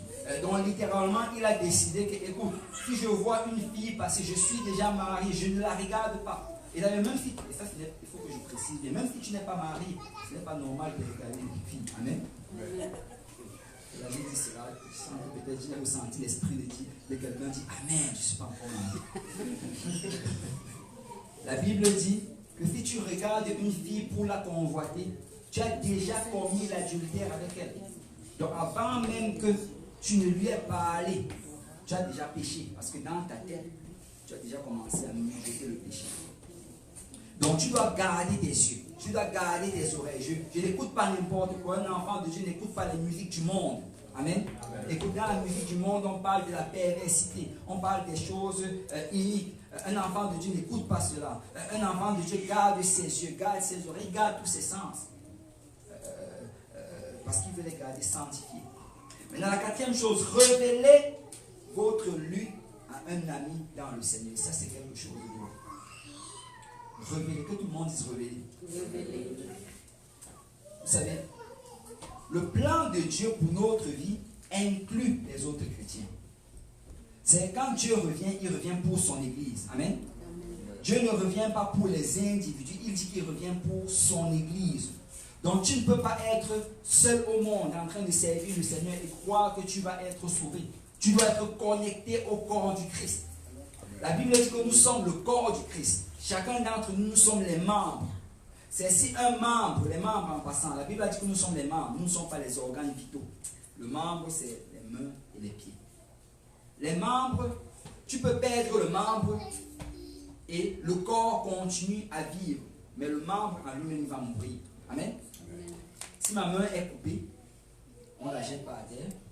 Après quelques temps, cette main va perdre la vie. Mais mon corps, il va continuer à fonctionner. C'est celui qui ne va pas être aussi efficace qu'avant. Il va moins bien opérer, mais il va continuer à fonctionner. Et nous devons réaliser que nous sommes les membres. Nous devons être connectés au corps. Amen. Donc le plan de Dieu pour ta vie inclut ton frère, ça inclut ta soeur. Tu dois venir à l'église, tu dois être connecté à l'église parce que c'est très important. Et la vraie communion fraternelle est le seul antidote en notre lutte contre le péché qui ne veut pas céder. Il y a certains de ces péchés-là que tu combats avec ça pendant des semaines. Tu combats pendant des mois et même des années. C'est si tu réalises que c'est quelque chose que tu ne réussis pas à avoir la victoire, eh bien c'est important que tu réalises que le Seigneur veut utiliser ton frère ou bien ta soeur pour t'aider dans cela. Regardez Jacques chapitre 5 verset 16. Quelqu'un peut lire rapidement.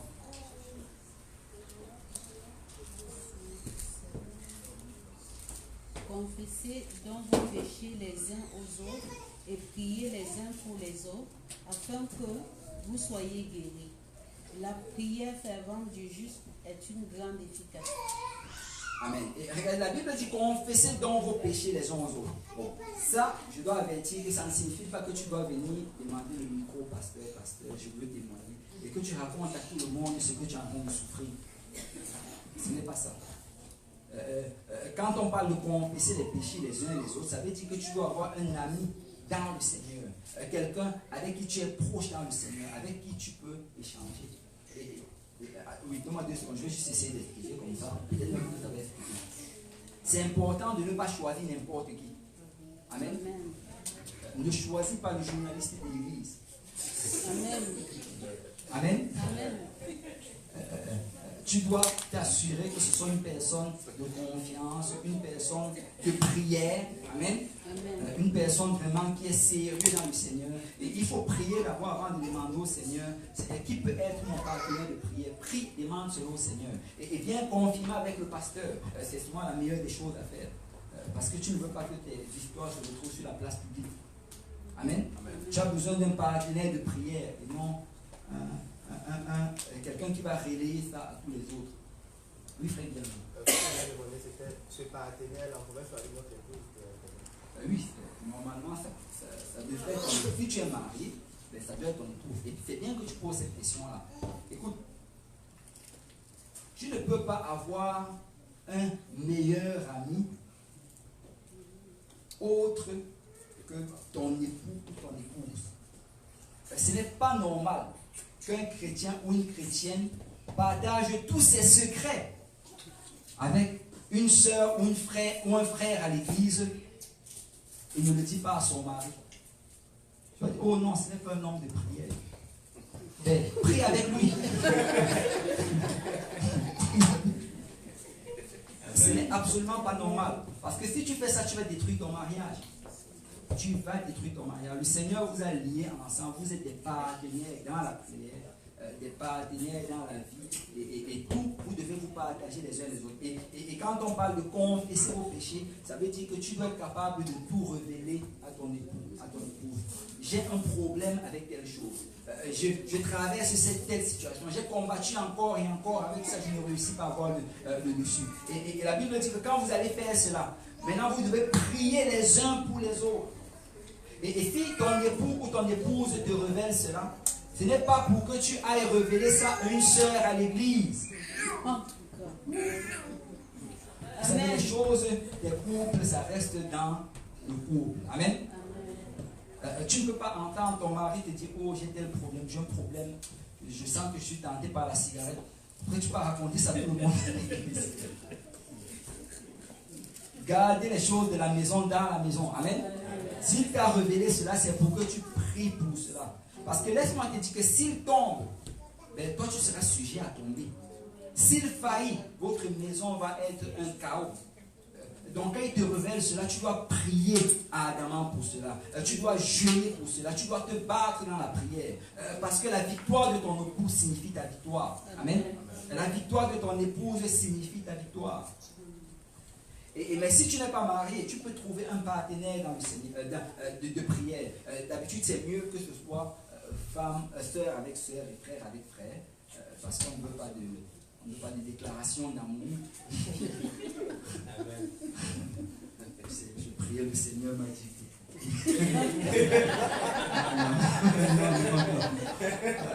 Frère avec frère, sœur avec sœur. Amen. Alléluia.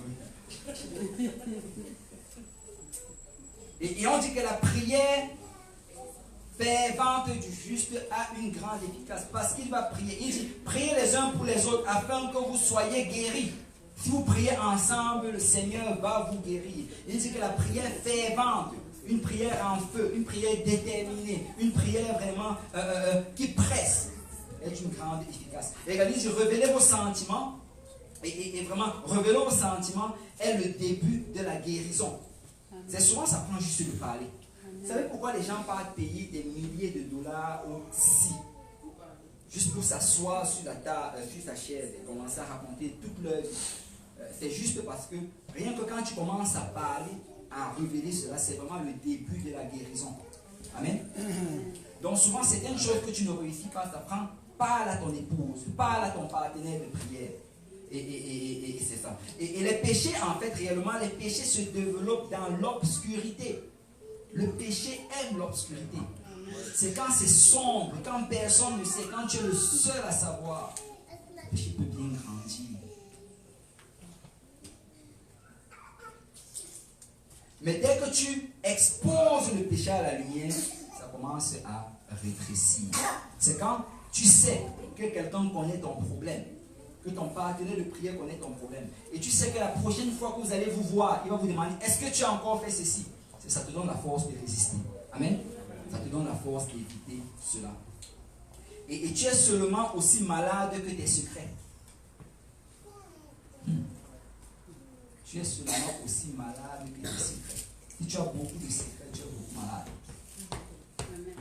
Vous savez, tout ce dont nous ne pouvons pas parler est déjà hors de notre contrôle. S'il y a quelque chose que tu ne peux pas dire à ton épouse, c'est que c'est déjà hors de ton contrôle. Ça veut dire que c'est réellement ce que tu dois dire. Tu ne pourras pas te débrouiller toi-même. Tu dois le dire. Si tu pouvais te débrouiller toi-même, tu l'aurais déjà fait. Waouh! C'est devenu silence. Alléluia. Ok, j'ai touché quelque chose. 5e point. Résister au diable. Jacques chapitre 4, verset 7. Quelqu'un peut lire rapidement Jacques 4, 7. Soumettez-vous donc à Dieu, résistez au diable et il fuira loin de vous. Amen. La Bible dit, soumettez-vous donc à Dieu et résistez au diable. Vous savez, avant, on aimait beaucoup citer résister au diable, résister au diable. Mais dans le verset, il joint 2 points. Le premier point, c'est soumettez-vous d'abord à Dieu. Si tu essaies de résister au diable alors que tu n'es pas soumis à Dieu, tu ne pourras pas y arriver.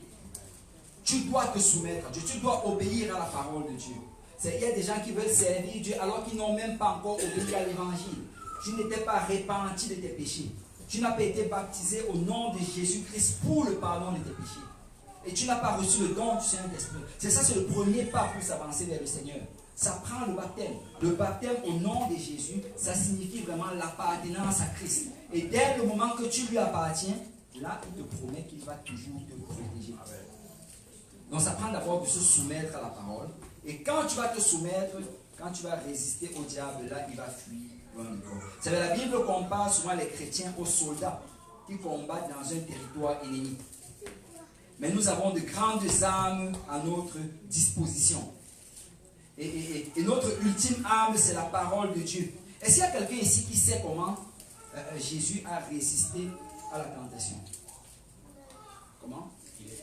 C'est ça, il a dit, il est écrit. Parce que ça prend vraiment de connaître la parole de Dieu. Vous savez, si on n'a pas de verset biblique qu'on a mémorisé, c'est comme si on avait une arme sans balles. Tu dois avoir des munitions, tu dois avoir des balles. Amen. Amen. Et c'est pourquoi Jésus a cité les Écritures qu'il était tenté. Bon, le 6e et le dernier point. Réclamer l'aide de Dieu. Que tout le monde dise réclamer. Vous savez, le ciel dispose d'une ligne de téléphone d'urgence 24 heures sur 24. Amen. Et c'est 7 jours sur 7. Et lorsque nous nous sentons tentés, la Bible garantit que nous pouvons toujours trouver de l'aide. C'est quand tu es tenté, le Seigneur va toujours trouver de l'aide pour toi. Psaume 50, verset 15, si quelqu'un peut le lire rapidement.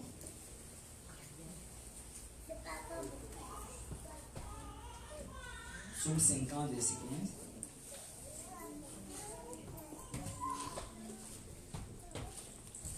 Dieu est qui? Invoque-moi au jour de la détresse. Je te délivrerai et tu me glorifieras. Le Seigneur dit invoque-moi. Il t'appelle à l'invoquer. Que quand tu es dans la détresse, tu sais quoi? Appelle le ciel. Crie vers Dieu. Demande l'aide du Seigneur. Parce que Dieu est toujours là pour nous aider. C'est Dieu ne ferme jamais sa ligne téléphonique. Tu peux juste l'invoquer, il va te répondre. Hébreux 4, 15.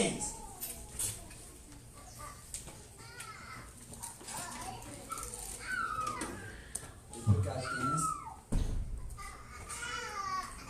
Car nous n'avons pas un souverain sacrificateur qui ne puisse compatir à nos faiblesses. Au contraire, il a été tenté comme nous en toutes choses, sans commettre de péché.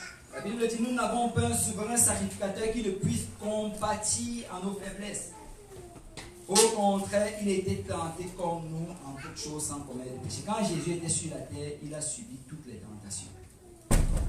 C'est ce que tu traverses aujourd'hui. Jésus a été tenté par cela. Ce n'est pas quelque chose de nouveau. Il était tenté par toutes choses qu'il était sur cette terre. Et souvent, des gens vont regarder, mais est-ce qu'il était tenté par les femmes? Mais bien sûr, c'est un homme. Il était tenté par cela. Et vous savez, souvent, il a même été tenté plus que toi. Parce que Jésus, c'était quelqu'un de connu en ce temps-là. Tout le monde connaissait Jésus. Donc moi, je vois qu'il y avait des femmes, des groupies qui couraient, qui espéraient être peut-être l'épouse de Jésus. La Bible ne le dit pas, mais moi je le crois. Donc il était tenté également par ça. Il était tenté par l'argent. Le diable lui a proposé la gloire de cette terre. Il était tenté par l'adoration de ce monde. Il était tenté par toutes ces choses-là. Mais on dit que il peut compatir en nos faiblesses parce qu'il était tenté. Une des raisons, c'est la première raison pourquoi Jésus est venu, c'est pour mourir pour tes péchés. Amen. Mais une autre raison pour laquelle il est venu, c'est afin de subir la tentation que nous avons, que nous subissons sur cette terre, pour pouvoir nous aider au moment du besoin. C'est Dieu assis sur le trône. Il ne connaissait pas la tentation. Donc, on aurait pu lui parler et quelqu'un aurait réellement pu dire, Seigneur, tu n'as jamais été tenté, donc tu ne peux pas comprendre ce que je traverse. Mais tu sais, il est venu là passer 3 ans et demi sur cette terre. Donc maintenant, il connaît. Et on ne peut pas prendre ça comme justification. Et on peut réellement réaliser qu'il peut nous aider. Et je veux dire à quelqu'un que si Dieu, je vais finir avec ça, si Dieu veut vraiment nous aider à vaincre la tentation, pourquoi est-ce que très souvent on ne se retourne pas pour lui demander de l'aide? Pourquoi est-ce que nous voulons toujours rester dans ces choses? Et la réponse honnête, c'est juste parce que souvent nous ne voulons pas recevoir son aide. Vous savez, souvent, nous voulons juste céder à la tentation, même si on sait que ce n'est pas bon. Tu sais que ce n'est pas bon de passer toute la journée sur les réseaux sociaux. Au lieu de chercher de l'aide, tu veux juste continuer à céder dessus. Tu sais que ce n'est pas bon d'occuper le temps que Dieu te permet d'avoir dans les choses inutiles, que dans la prière et la lecture de la parole de Dieu. Donc nous savons souvent, mais c'est juste que nous voulons céder à cela. Et souvent également, c'est parce que nous pensons savoir ce qui est le mieux pour nous plus que Dieu. Toi, tu te dis, oh non, je sais que ça c'est bon pour moi. Non, Dieu sait ce qui est meilleur pour toi. Et d'autres fois, nous sommes gênés de demander l'aide à Dieu. Parce que nous avons tellement cédé à la tentation, nous avons tellement failli, on se dit, oh Seigneur, fille, je ne peux même pas lever mon regard vers le Seigneur. Mais je veux dire à quelqu'un ici que Dieu ne va jamais s'élever contre toi si tu t'approches de lui. Amen. Peu importe le nombre de fois que tu es tombé, si tu te lèves vers le Seigneur et tu t'approches, Dieu ne va jamais te repousser. On va tous se lever dans la présence du Seigneur. Et je vais lire Hébreux chapitre 4, verset 16. La Bible dit, approchons-nous donc avec assurance du trône de la grâce afin d'obtenir miséricorde et de trouver grâce pour être secouru dans nos besoins. Et on doit s'approcher du trône de la grâce. Dieu est notre aide. Et là, j'ai parlé de 6 points. Mais le 7e point réellement, le 7e point, c'est la repentance. Parce que pour vraiment commencer à être guéri, c'est d'abord réaliser que tu as péché. C'est réaliser que tu as cédé à la tentation. Ça prend d'abord la repentance. Et si tu te repens, le Seigneur est digne et fidèle pour te pardonner de tes péchés. Et il va t'aider à vivre une vie de sainteté. Regardez le passage qu'on a lu en introduction. Il a dit, mes frères, regardez comme un sujet de joie complète les diverses épreuves auxquelles vous pouvez être exposés. Sachant que l'épreuve de votre foi produit la patience. C'est ce que Jacques est en train de dire ici, c'est que la tentation auquel nous faisons face, on doit être content que nous soyons tentés. On doit être content qu'on fait face à l'épreuve. Parce que comme je l'ai expliqué, c'est par cette tentation-là, quand nous résistons à cela, que nous nous rapprochons de l'image de Christ. C'est quand tu résistes à cette tentation-là de perte de patience. Quand tu décides, malgré cela, de ne pas agir, de prendre patience, que là, vraiment, la patience se développe en toi. Donc la tentation, c'est vraiment le moyen par lequel Dieu va nous permettre de grandir. Amen. Amen. Le diable va tenter, mais Dieu va utiliser cette tentation-là comme une épreuve pour nous permettre de grandir. Vous savez, l'un des plus grands avantages de la tentation est de nous garder connectés à Dieu. Tu es dépendant de Dieu. Quand tu es tenté, Quand tu fais face à des épreuves, c'est le moment où tu t'approches le plus de Dieu. Tu réalises que par toi-même, tu ne peux rien. Je ne sais pas si quelqu'un a déjà entendu ceci, mais ils avaient fait une expérience. Ils avaient pris un arbre, ils ont planté cet arbre-là dans un lieu où il n'y avait pas de vent qui passait. Alors que ce même arbre qu'ils ont planté dans un lieu où il y avait beaucoup de vent. Après quelques temps, ils sont venus, ils ont regardé, ils ont vu que l'arbre qui était planté où il n'y avait pas de vent, n'avait presque pas de racines. Par contre, l'arbre où il y avait le vent a envoyé ses racines très très profondes dans le sol. Pourquoi? Parce que la tentation va te rapprocher de Dieu. Tu vas entrer davantage dans le Seigneur. Tu sais, quand tu fais face à l'épreuve, ça t'amène à prier davantage. Ça t'amène à lire davantage la parole de Dieu. Ça t'amène à être fidèle dans la maison du Seigneur. Et Dieu utilise réellement ça pour te faire grandir. Alors je veux qu'on change notre manière de voir la tentation ou bien l'épreuve.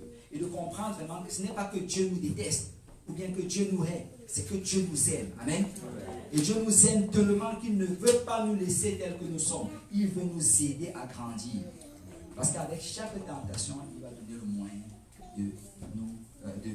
moyen de le supporter. Amen. Si on peut battre nos mains pour le Seigneur.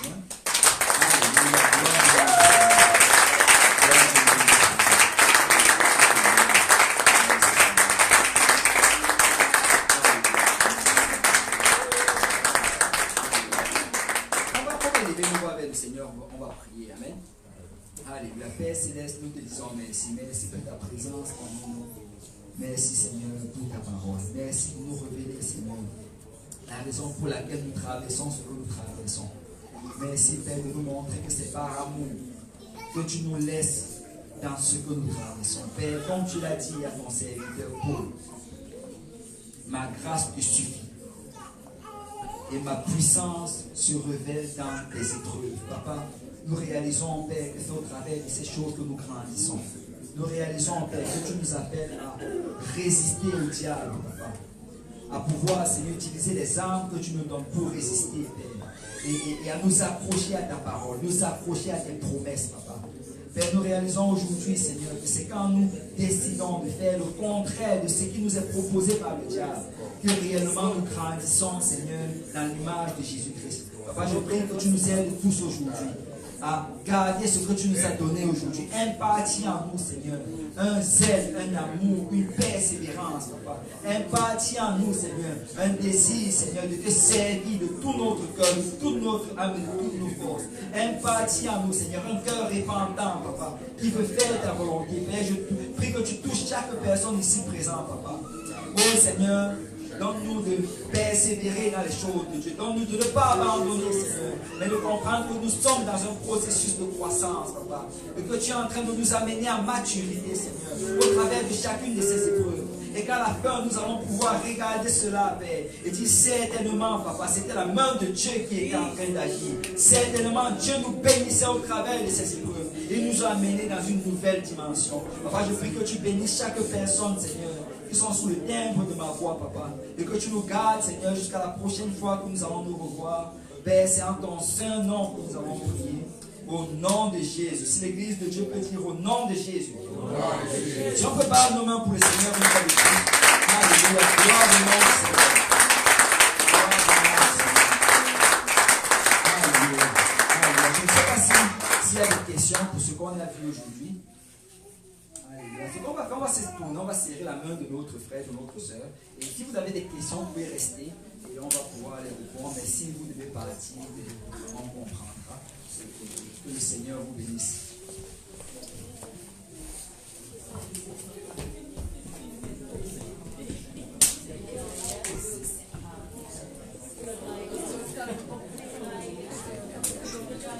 C'est la fin du service.